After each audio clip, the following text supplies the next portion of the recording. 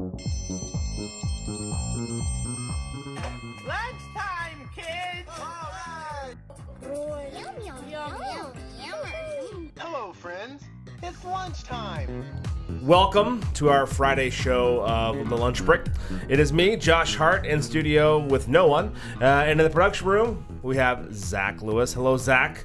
Josh, how's it going? Sad day. Matt's out and about. Yeah, he's out.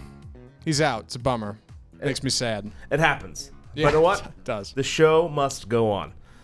So if anyone here wants to swing by and hop in the studio, feel free. Come on down. Yeah, We have an open invitation. Seat. Yeah, open seat. And want it all. I want to start off though by some pretty depressing news. Besides Matt being gone? Yeah. That's right. It's the funeral march. I think we'll be okay with this news. There's some people on our second floor. I have no idea how they're going to survive. The Starbucks across the hall from us right here in eyeshot is going away. Starbucks. The Starbucks we had within a stone's throw Well, that's a bummer.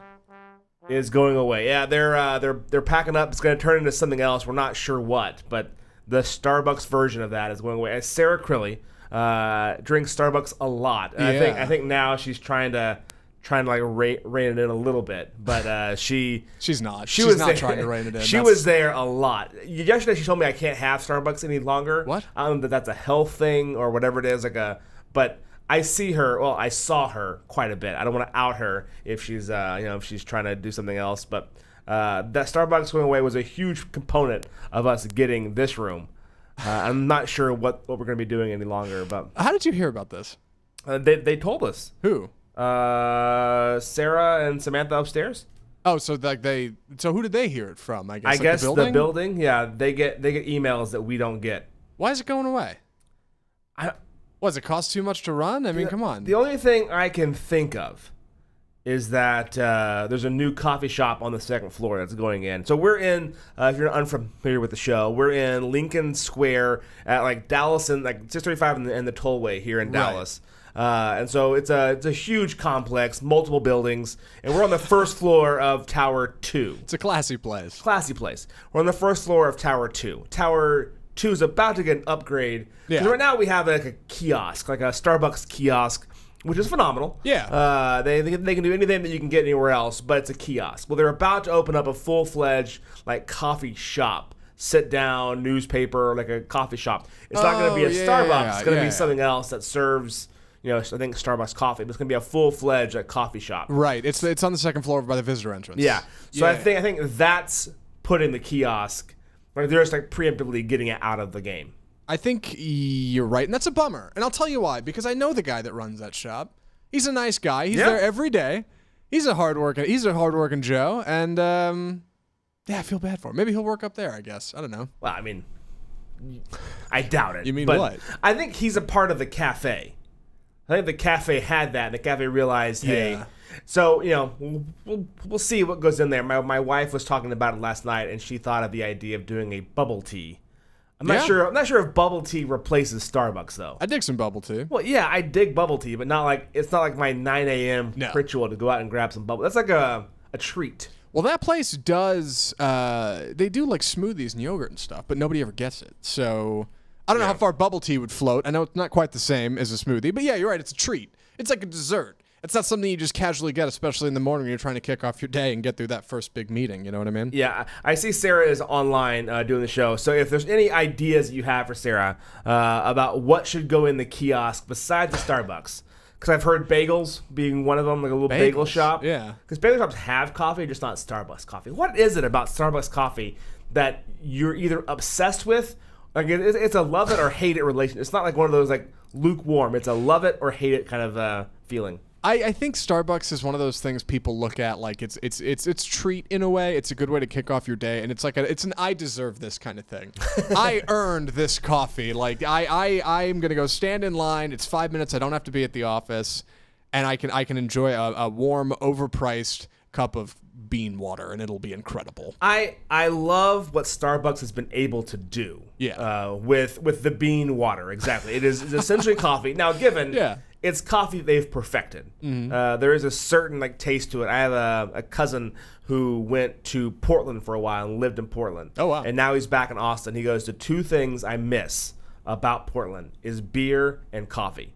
They had better beer, like local beer, and better coffee than you'll find anywhere else. Every single coffee shop was serious about coffee. Right. No and it's one all locally sourced, Yeah. whatever. They can tell you where the beans come Yeah, from. yeah. They name each one of them. Right. Yeah, this is Harold and John, and yeah. So I have never cared that much. I do like Starbucks. It's a phenomenal treat. Yeah.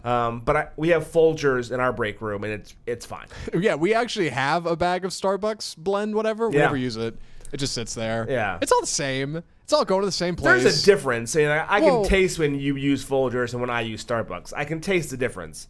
But it's still, it's just, at the end of the day, it's just there to give me caffeine. Exactly. Yeah, and it's a shot of caffeine. At the end of the day, your body registers it is the same, I think, right? It doesn't make...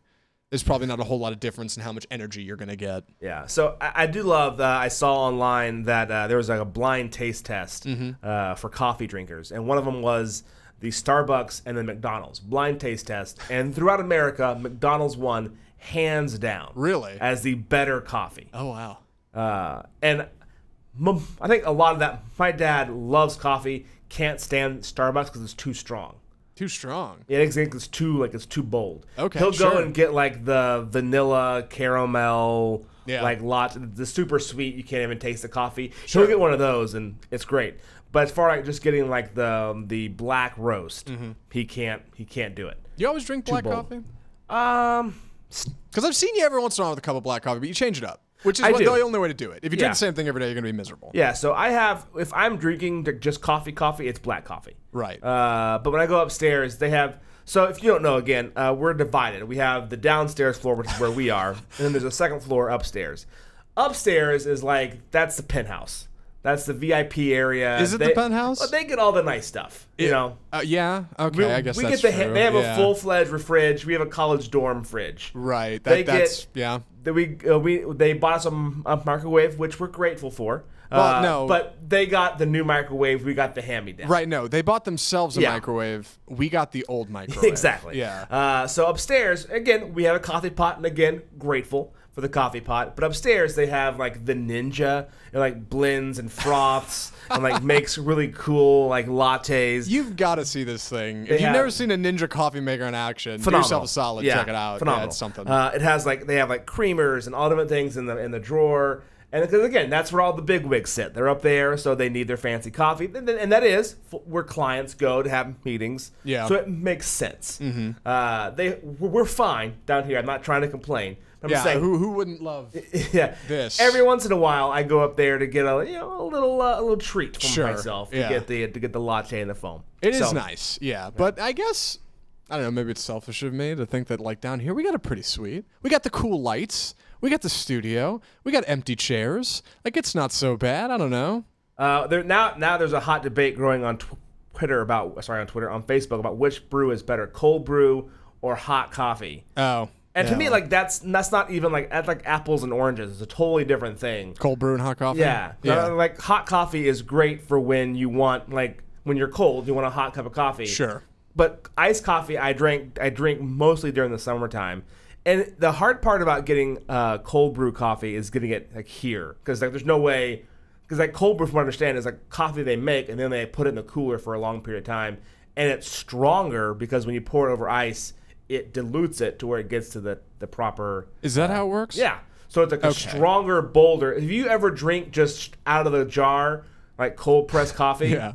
it'll shock you. I didn't go to coffee school, so there's Nor a lot did I don't know about I- how coffee works. I spent a lot of time. So as a producer for a morning show, Yeah. what they don't tell you is essentially you're a glorified coffee guy.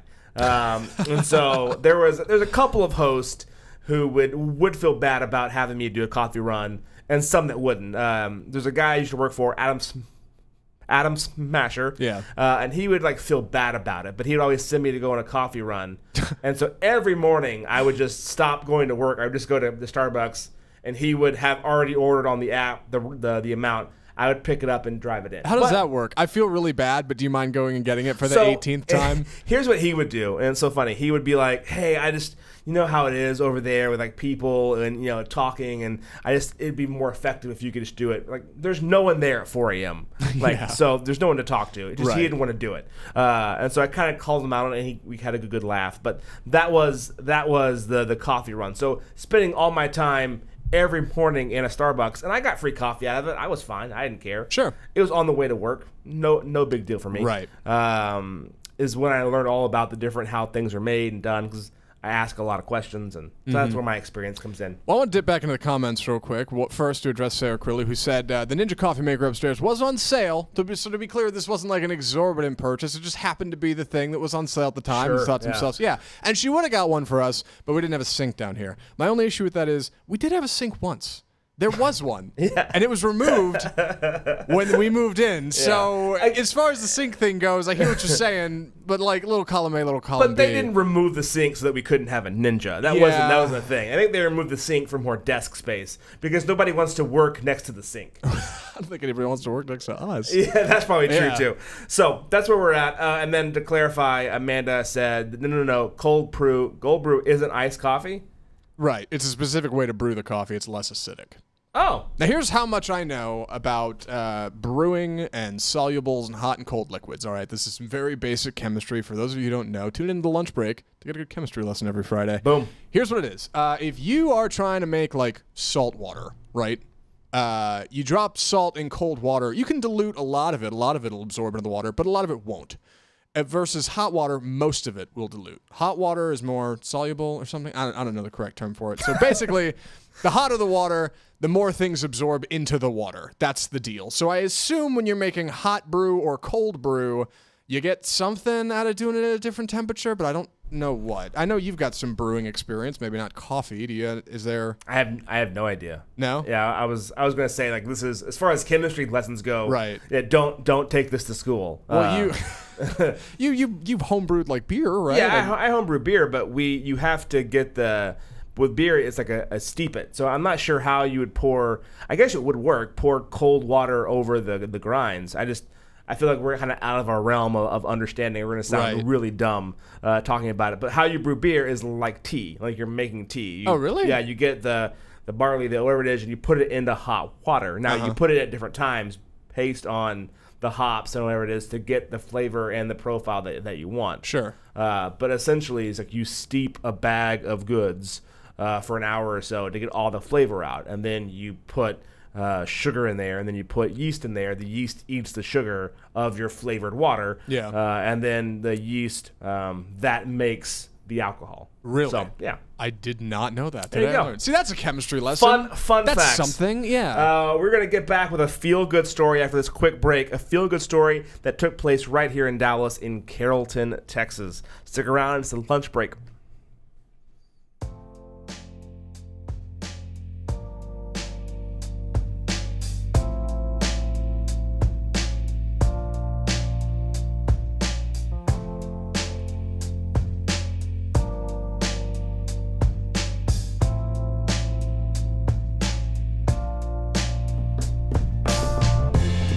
Hey, our mics are still on. Yeah? Sorry, just thought I'd chime in there. Yeah.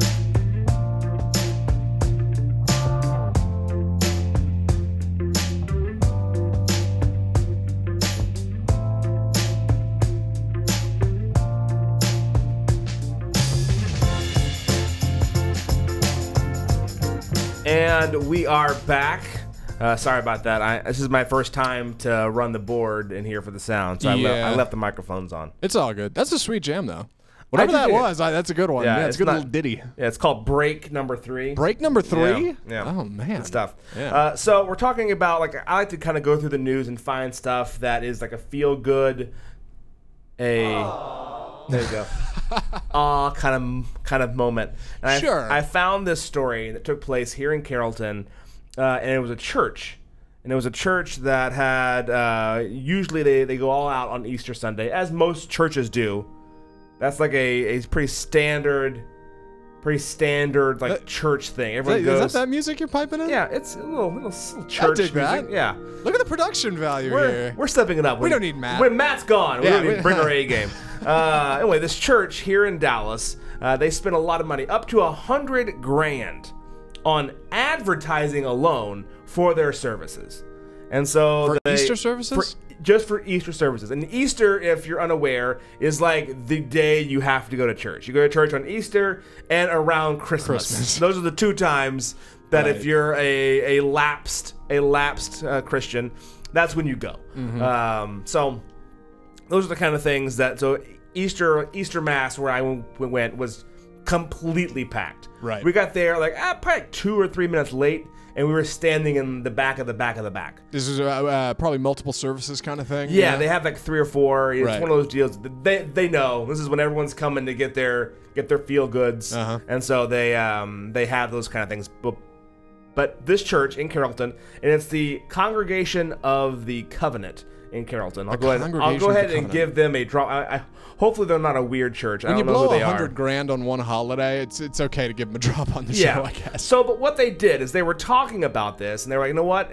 Pastor there, Stephen Haynes, said it seems weird. It seems weird to spend $100,000 when all we're trying to do is help the community, right? It's a little strange. And so for this year alone, they took that $100,000 and they go, we're going to help pay vets in the area. They were very specific. Vets in the area within a 20-mile radius of the church.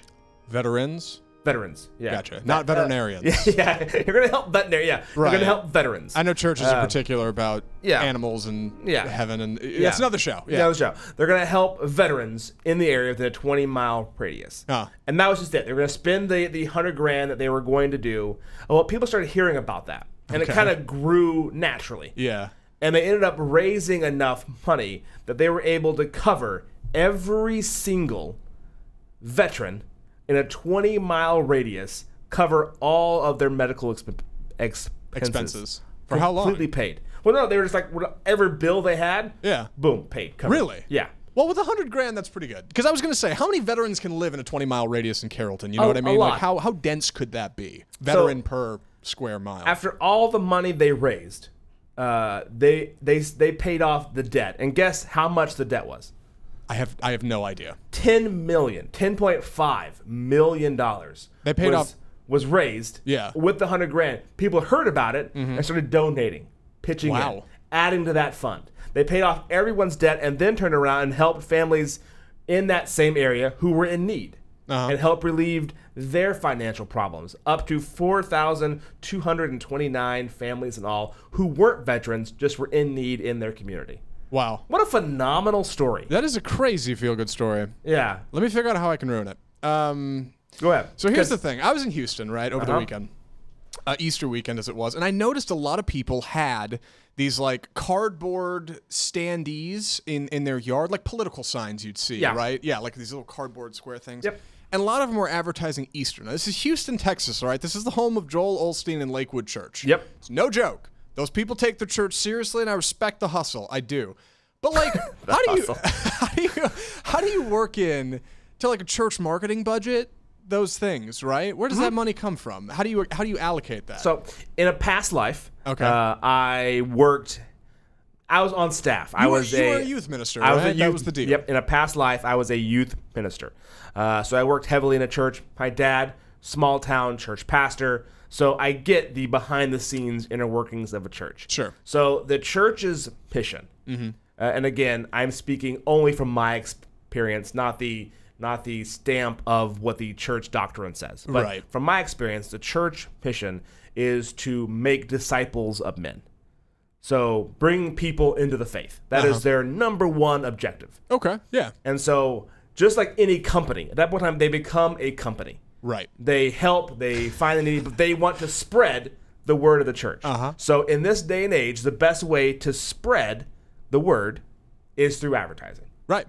So that's when you do your marketing, your flyers, your campaign, your TV ads, whatever it is that you're going to do, because you're trying to cast a big enough net to bring people in who may not have had a chance to be brought in. So that's the mega churches. That's like their thing. My dad in the churches we grew up at, the biggest congregation I think was like 120, 130. That's not bad. Hey, that's something. We weren't spending the $100,000 on advertising, but that was their church. But you see churches here in Dallas, like Life Church. Yeah. They have multiple campuses. It's a full-on concert with lights and smoke machines and. Sure. But again, that's their whole thing is to find people where they are. Six Flags over Jesus. Six Flags over. Yeah. So some people don't like that. Some people do. Either way, it's meant to spread the word. So right. It seems counterintuitive for them to spend money on advertising, but you're exactly right. Like, it's not their job necessarily to feed the homeless. It's their job to encourage other people to want to feed the homeless. Yeah. That makes sense. So that's why it seems weird that they would take that $100,000 in Carrollton and spend it on vets in the area directly. But it's sweet of them to do it, and it looks like it worked. So for what it's worth, maybe more churches should be doing stuff like that. I looked into this because I'm also a naturally skeptical person, and so I looked into this thing, and this is one of the ploys they would do to get that oh, hey, if we do this and we leak it to the press. But it seems like they just told their church, hey, we're not advertising this year for Easter services because we're going to want to do this, and it naturally kind of grew. Yeah. So it seemed like on the surface, it seemed very up and up, like they weren't trying to make a national story. It just kind of became one all on its own. So. Right. They didn't make a hashtag, right? Exactly. Yeah, exactly. So I appreciate what they're doing. It's one of those fun, feel-good stories. When we come back, a hot debate is brewing as well that I'm sure Zach will have an opinion on, and it has to do with Star Wars and replacing Leia. Oh, dear.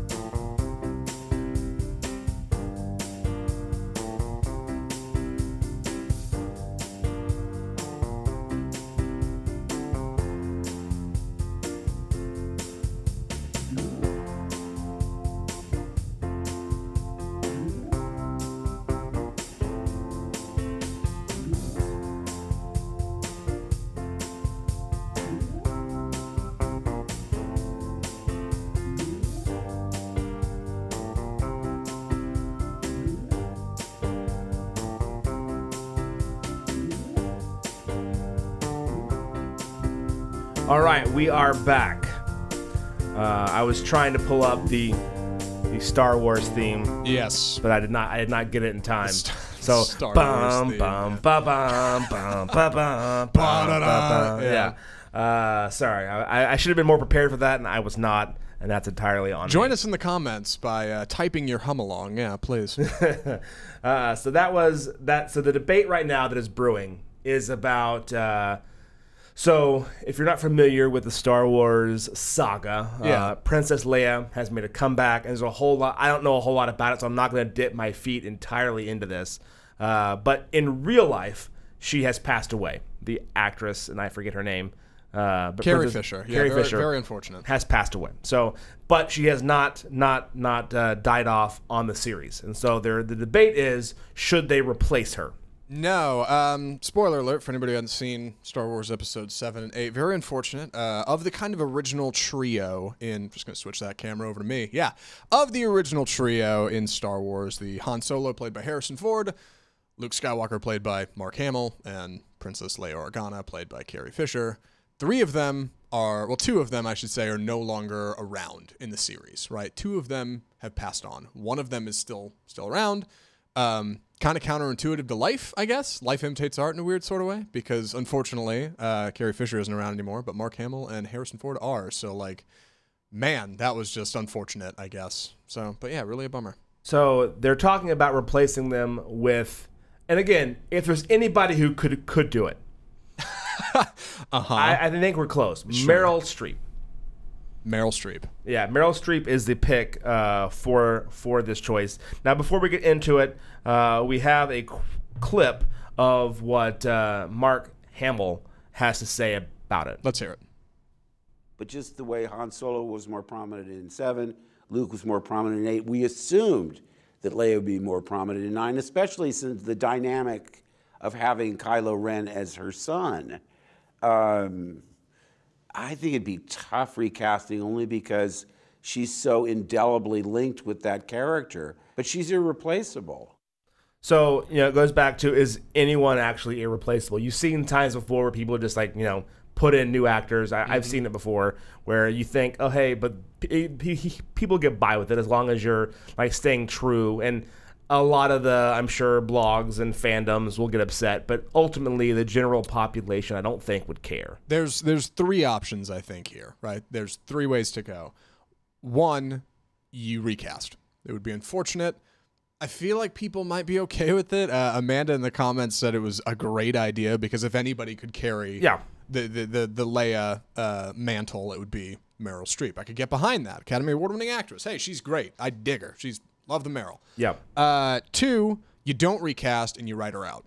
That'd be unfortunate, but I feel like maybe that's the medium, right? For people who maybe couldn't get over the recasting, it would take them out of the experience. 3, and this is a scary one, they could CGI her in. Ugh, no. Let's do the whole thing. Out. Yeah. So I'm about to make some people upset, and I apologize in advance. All right. I am a moderate consumer of the Star Wars series. Moderate. Meaning I've watched all the movies, but if I had to take a quiz, I would not do well. Actually, go ahead. Hey, I was going to say, have you seen Rogue One? No. Okay. So, but you've seen the main saga. Yeah, I've seen the first 3. Okay. The ones 3, 4, and 5. I didn't see any of the prequels.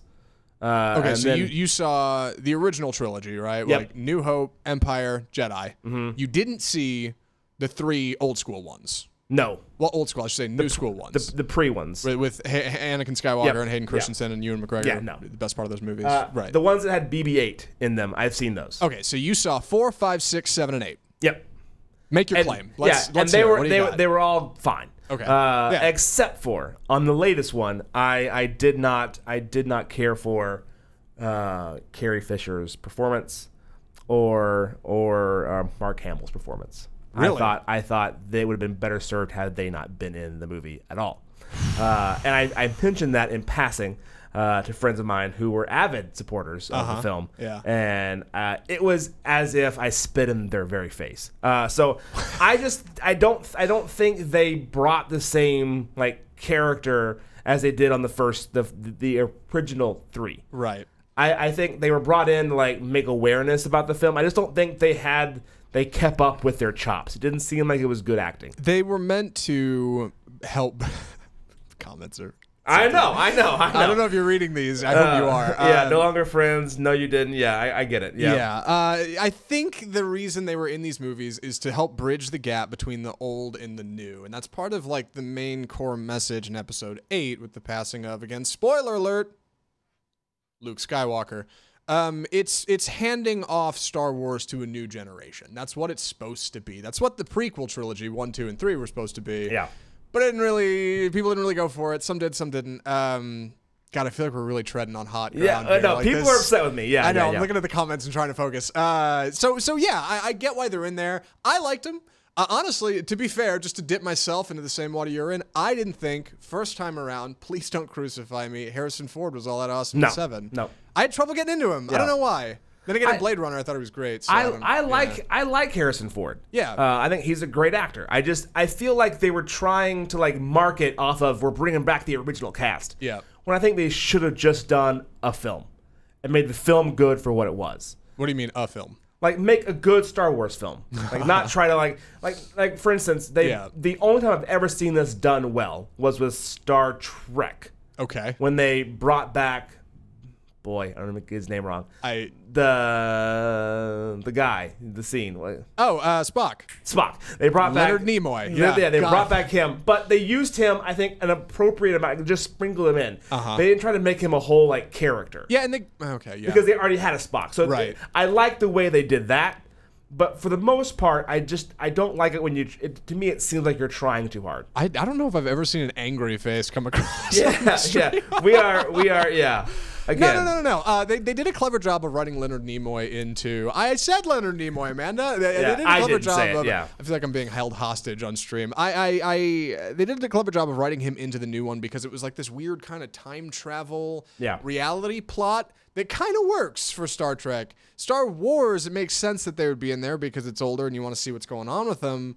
But like, yeah, did you have them in the movie because it was important to the plot and it was important to the way you told your story, or was it to just let viewers know, hey, here's what's going on with them. Now we're gonna leave them. It seemed more like a marketing thing to me, right? To bring back engaged people who before liked the older films and right. It's hey, you remember R2D2? You remember him? Yeah, he was great. How about Luke Skywalker? You remember him? yeah, like, he's fun. Yeah, right. So that's, and again, I'm sorry. I know that I'll make a lot of people mad. A funny story about this. Yeah. I one time when I was doing radio was invited to be a celebrity, air quotes, celebrity judge for a thing they were having in Plano.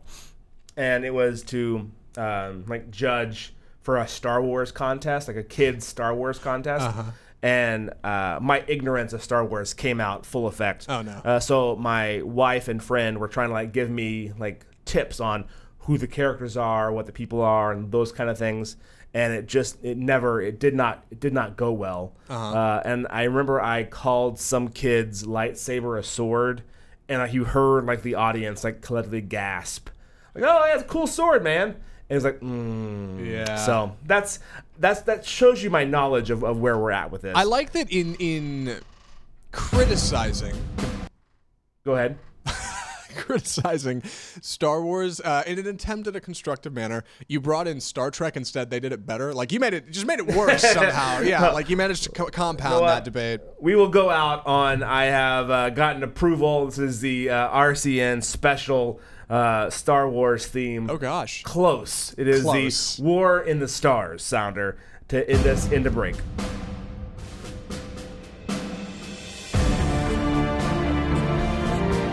I mean, pretty close. It's not.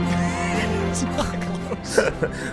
That's what we have the budget for. When we come back, we have a guest in studio, Lindsay Fagan. She's running for Congress. We're going to ask her some questions. If you feel free to ask any questions in the comments, and forgive me for all of my ignorance having to do with Star Wars and Star Trek and all of those things above.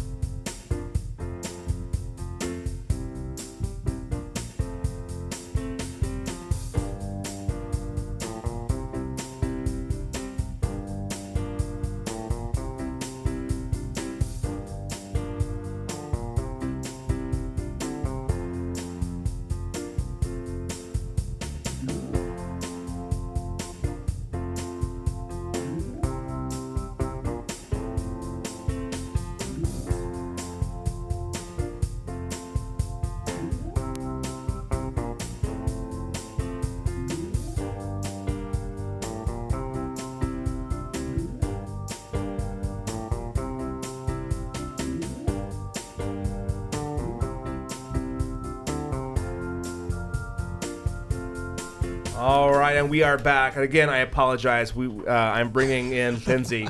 You're running for Congress. We just had a hot debate, and I got publicly trolled because I was talking about the Star Wars and whether or not they should have ever brought back Princess Leia into the series. Yeah. And I've made a lot of people upset. So you're coming in at a tough time. Welcome to the show. Yeah, welcome to the show. Thanks, guys. Yeah, no problem. Anytime. So you're running for Congress. Yes. Tell me about what made you want to do that at this particular time, as it seemed like the politic era is such a hotbed for all things like chaos, and it's kind of everything's up in disarray. It seems like it's one storm after another. What made you go, yeah, I want to get involved in that arena? Yeah, so in fall of 2016, I was driving my daughter to school, and it was after one of the school shootings at an elementary school. Mm-hmm. And I was driving her to school, and, you know, she's young. I think she was 10 at the time. And I thought, oh, well, if this is happening at elementary schools, I need her to be prepared for it. So I had explained to her on the way to school one day how to hide from a school shooter, and It didn't sit well with me. It was a really hard conversation to have, telling, you know, a little baby girl how to hide her internal organs in her head in a cabinet from, you know, a grown man with giant guns. And so I cried the whole way home, and I cried and I put my head on the steering wheel when I got home, and I just decided, you know, I'm not going to have this conversation with her and then do nothing about it. And I sure as hell don't want her to have that conversation with her kids. And so I jumped in, I decided to run, and I had no intentions ever of ever running for political office. But I think there are a lot of people that are looking for people like me, people who are coming at it from a really organic place. Yeah. I don't have a crazy ego. I don't have any motives other than making sure that the people in my district don't have to have those hard conversations with their kids, and I just want to make sure that the American people are happy and safe, and that's it. So if that's kind of, it seems like your platform, as it were, are you on the trying to stop it, prevent it? Is there a path that you have to prevent that from happening in the future? Like, what is it that you think is the answer? I think there are a lot of solutions. I mean, I think we just need pragmatic voices in Congress that are willing to work with the other side and say, listen, we're not trying to take away your rights. We're not trying to take away all your guns. We just want practical solutions that make the kids in these schools safer. You know, maybe the everyday citizens don't need automatic weapons. Maybe we need to put some more research into why these things are happening. You know, there's a lot of things that we could put in place that I don't think we do, because there's a lot of money floating around Congress that that would make that very difficult to do. So I'm running against one of the many members of Congress that takes money from the NRA. And you know, I have no problem with. Was on the phone with a lifetime NRA member the other day, and he called me and he said something's got to give. Yeah. And so there are people ready and willing to make these things happen, but why aren't they happening? And we don't have a functional Congress right now. We have a Congress that's broken, that's corrupt, and we need to replace as many members of Congress as we can in 2018.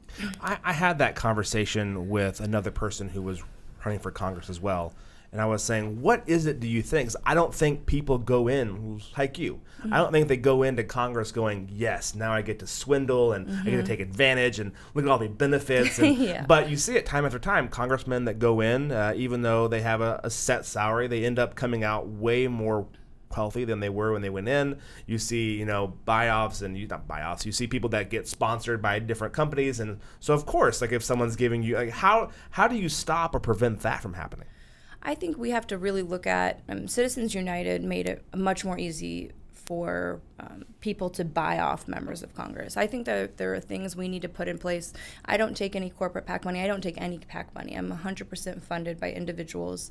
There are a lot of candidates that are running like that.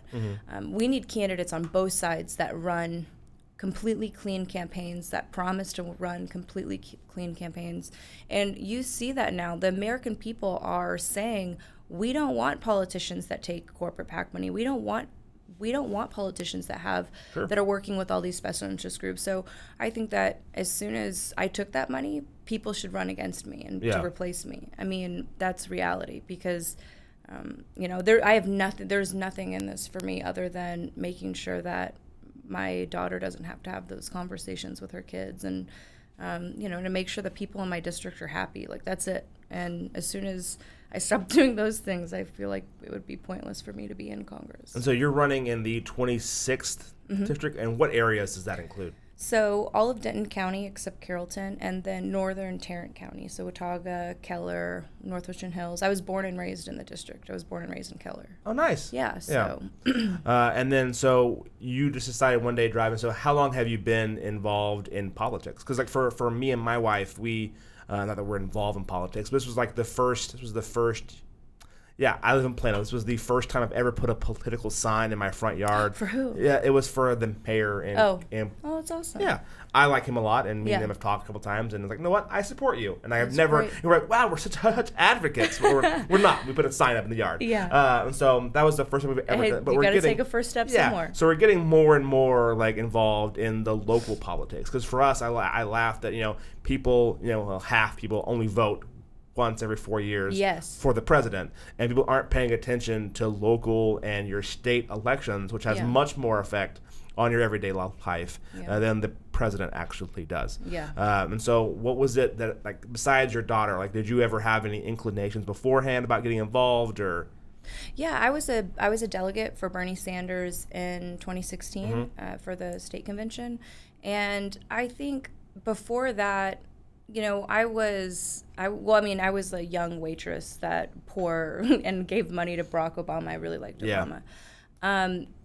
I think I took steps just like any other normal person does. Like, oh, well, I'll, vote. Then I'll donate a little money. Then I'll become a delegate. Like, I took normal little baby steps, and then I took just a huge giant jump. Yeah. I never saw myself, because I'm mouthy. I have the mouth of a sailor. I'm kind of a wild child. So I thought, running for office is not for me. Yeah. But, whenever I looked at this race, nobody really ever puts a real run in for it. I mean, there's a guy that ran for the seat last time around as a Democrat, but before that, I mean, sometimes it goes unopposed.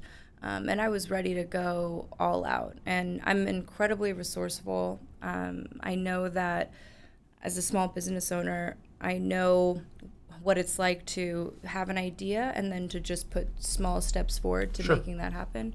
And so I thought, maybe I need to do this. And if my heart feels like it's in the right place doing this. So I just made a run for it. So if anyone is seeing this and they want to like read more about you or support you or in any kind of way, how would they go about doing that? Yeah, lindseyfagan.com is our website, LinSuiFagan. And then we're really active on Facebook as well. I go live there a lot. And we just won our primary about a month ago. Oh, great. And so, yeah, we're doing well. And I think the American people are looking for something vastly different than what we've been giving them. I know I was. And so, yeah, I'm just here to make people happy. There you go. So if you like what she had to say, go on, check out her site, read more about what she has going on. Also, I'm sure they can leave you comments on Facebook, and you'll get back to them at some point in time. Yeah. So thank you for coming in. I appreciate it. Yeah, no problem. Thank you for having me. All right, we're coming right back on RNCN, the Lunch Break Show. Awesome. Thank you.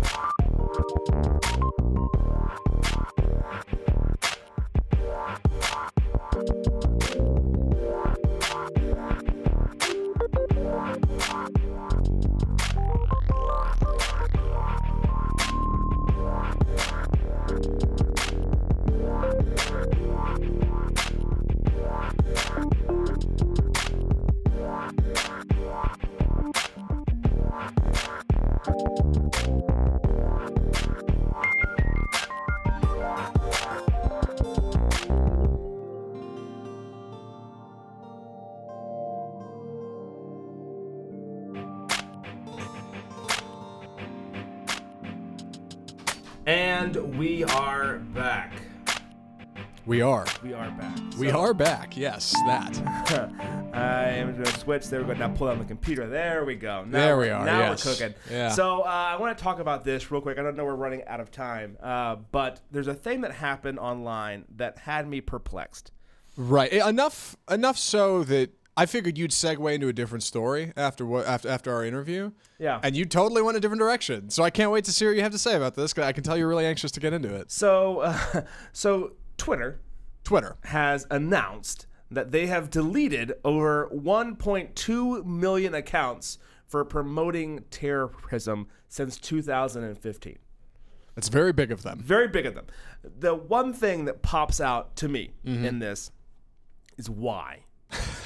Like, why? Why indeed? Not why delete them. Totally for deleting them. Sure. That's the good thing. Why, as a company, would you want to admit that you had a 1.2 million users on your site promoting terrorism, and that it took you almost 3 years to find them and delete them? So you mentioned that thing about being skeptical earlier, and I feel like that has a little something to do with this, because I think a lot of people on the internet are very simple-minded, I guess. I think they see a statement like this. I think they see a statement like nobody in our comments, of course. I think they see a statement like this and they think to themselves, I don't know, like, wow, look at Twitter doing the right thing, telling the world what's going on, especially in the light of the whole Facebook debacle, right? I think they look at this as, well, that's a good thing. That's very big of Twitter to let the world know what's happening. But the point you're making is really what you're doing is you're telling us this did happen and you didn't do anything about it until just now. Yeah. Right. You got this far down the road and now it's a thing. Because it's not like terrorism started in 2015. It's been happening for a while. Sure. We've known about it on Twitter for since 2000 and whenever Twitter came out. We've known about it for a long time. And all of a sudden something happened in 2015 that you were like, oh, we should probably rein this in. Yeah. And so don't brag about the fact that you have a bunch of people on the site promoting terrorism and that it took you this long. Because I guarantee you, I can go on Twitter right now and find one. Twitter's a struggle, man. The whole reason Twitter got put together was that the idea was complete unbridled free speech. That was the deal. I mean, most social media sites have that. That's the goal anyway. But like Twitter, that's really what they were going for. If you can do it in 140 characters, like you can say whatever you want to the world. You can just put it on there and it's out, right? And that was the whole deal for like celebrities to get involved. Ashton Kutcher got 1 million Twitter followers first. That was a whole deal, right? Yeah. The problem is when you get like David Duke on the site. Sure. Who are we to say he can't say what he wants on Twitter, right? Like it's free speech. That's the deal. If you want to get on and talk about your hobbies, right? And bed sheets. I don't know the best way to talk about white supremacy on this show. It's not hobbies. No. Yeah. Lifestyle, I guess. Lifestyle, yeah. Ideological decisions. There you go. I guess that's okay, but then you gotta start labeling that as binary, right? Is that all right or is that not all right? Yeah. And Twitter's kind of stuck. So when it comes to getting rid of a bunch of like terrorist organizations, I guess, on Twitter, good for them. But at the same time, the question has to be raised. How did you get here? Yep. How did you get to the point where that was all right? Yeah, I think that's always been the struggle for any social media open to the public forum, is the free speech conversation. Yeah. Because if you allow the yin, you have to allow the yang. Right. Like that's the rule. And so like I got into that conversation with my father the other day because he was talking about how it's a shame that Christianity is being taken out of courthouses and all those different Formerly kinds of a stuff. pastor, you said Formerly earlier, right? a pastor, Yeah, yeah, so right. makes sense. And again, I said, Dad, I said, but you have to do that. If you don't do that, then you allow whatever in the courthouse. Right. So how upset would you be if they put another religion in the courthouse that wasn't Christianity based? Sure. You would lose your mind, right? Right. And so this is the same thing. So if you're going to lose your mind over that, you just take everything away. And so it seems like for Twitter, like I understand and applaud them for taking terrorism off the site. But one, it's a hard thing to now you have to identify what terrorism is. Is it anyone who promotes, speech that the public doesn't agree with? Right. Is it anyone who promotes violence? Is it anyone who you have to go through and define that, and then you have to go through and identify the intent? Right. Because oh man, like I'll kill you is a direct threat, but was it a one-off? Was it said in jest? Was it there's all different things. So you're opening up a Pandora's box.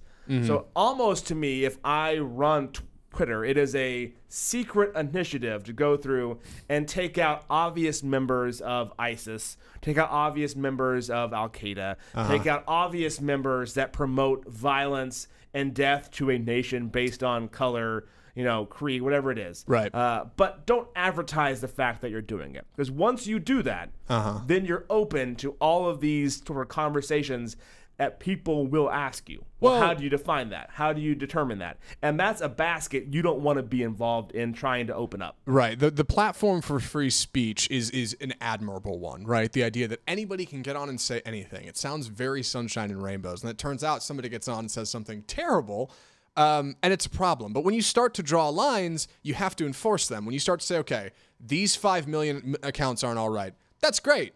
Like, that's great that you did that, but, like, you got to follow up with it. You can't just say, well, we got rid of those, and past that, everything's fine. Yeah. Like, you have to define a set of rules for your users. And if you're going to do it in secret, I guess that's okay, but Matt on Twitter saying, only delete the terrorists that have the verified check mark. Clever, Matt. There you go, that'll Matt. do it. No, if you're going to start, like, drawing lines and saying these people are okay and these people aren't, and you're going to get rid of them, I think I'd rather you do it in a public space than do it in secret. Because the problem is you do it in secret and these people tell people, hey, I got deleted from Twitter because they think I'm a terrorist. Then it's like secret censorship. And that's arguably just as bad, right? That's what we do every day, though. Like, what do you mean? if you don't think that happens every day, Yeah. there's secret censorship everywhere. Like, No.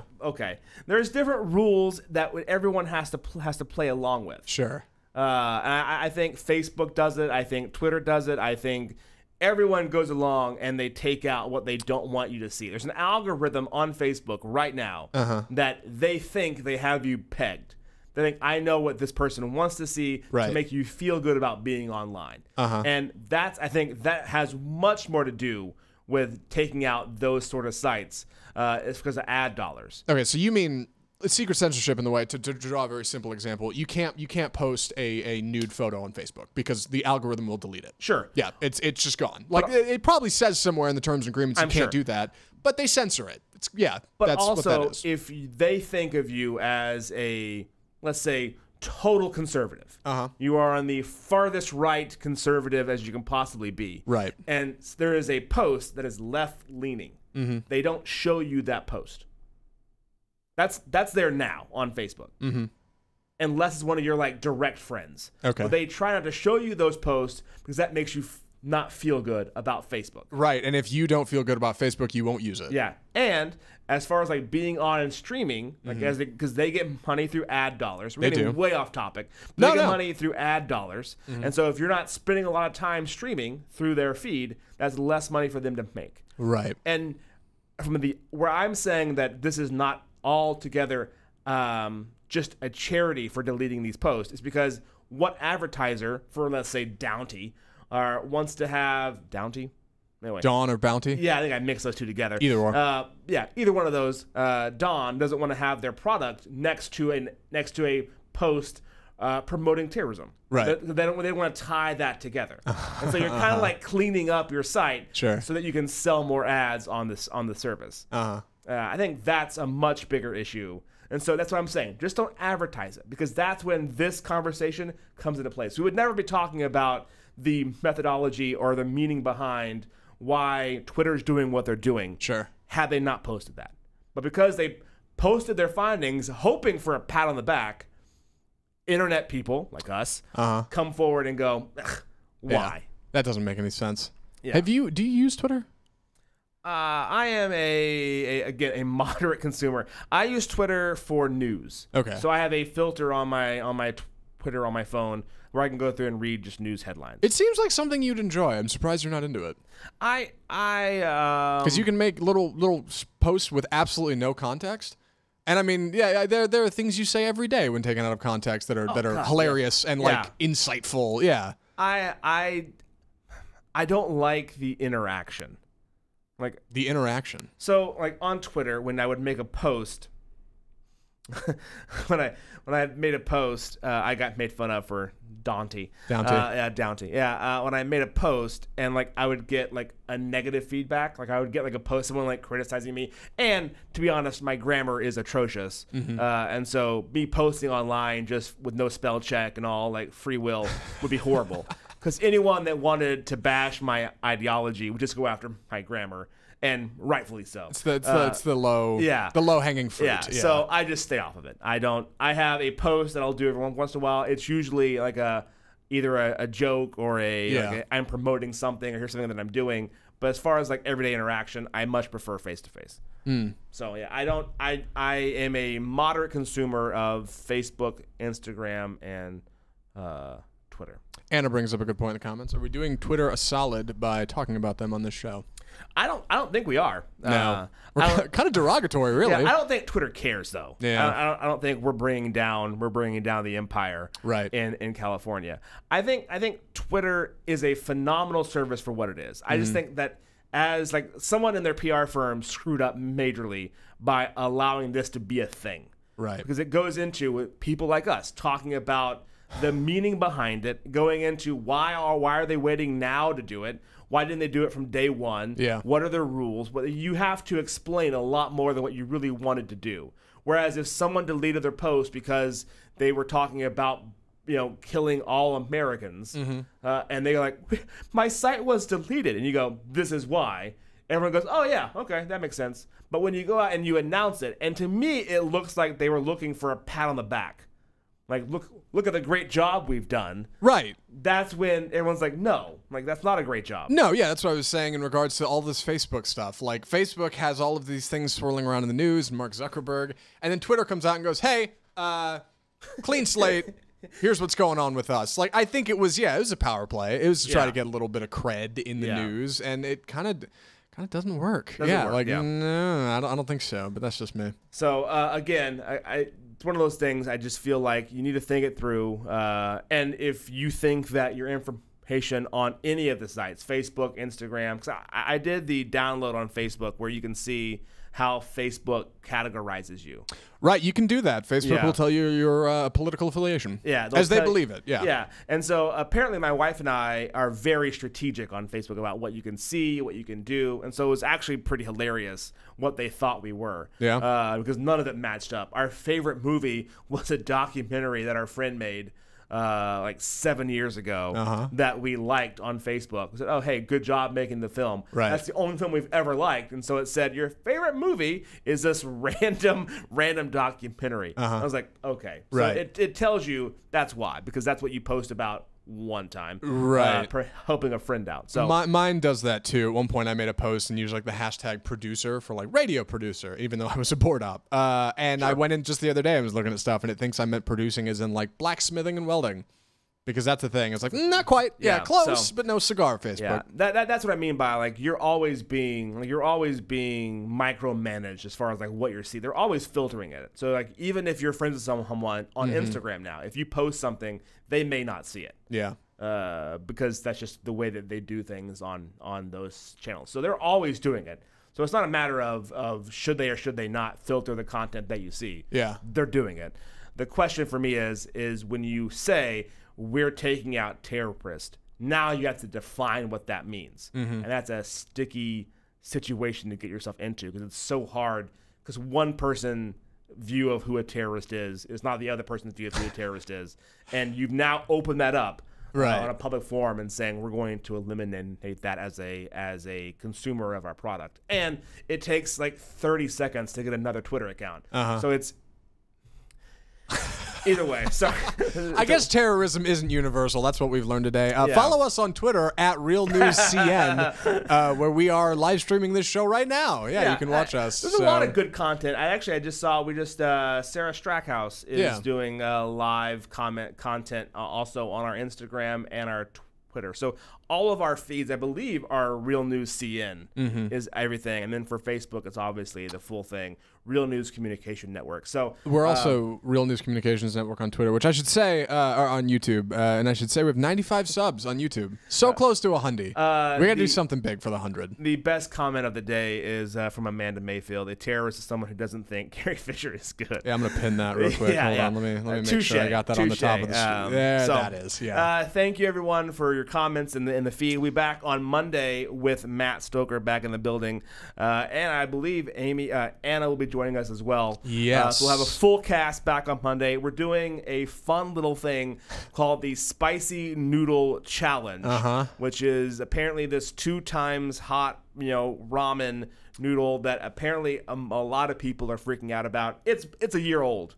Like Yeah. we're not trendsetters on this. Not new. But I just found it. And so we bought it. We're going to have it here on Monday, and each of us are going to try it live in studio. The only question, and this is what Matt and I were talking about yesterday, is should we do it the first right off the bat, or should it be the last thing that we do? Oh, my vote's at the beginning. And just try to struggle our way through it? I don't think it'll be that bad. I really don't. I think everybody's blowing this up and thinks it's going to be worse than it is. I know. We're going to need that sound clip. I know. to play I back. sound like the one guy who's like the naysayer, like, oh, it'll be stupid. Like, I don't even do that well with hot food. They sell it at Walmart. It's 99 cents a pack. How bad could it be? I right? think it'll be hot. You think? I think it'll be uncomfortably warm. I think that's true as well. Yeah. So, and we also have Ben & Jerry's coming on Monday as well. Ooh, really? Fun fact, yes. Celebrating Free Cone Day, which is on the 10th on a Tuesday. So, fun show on Monday. Please stick around.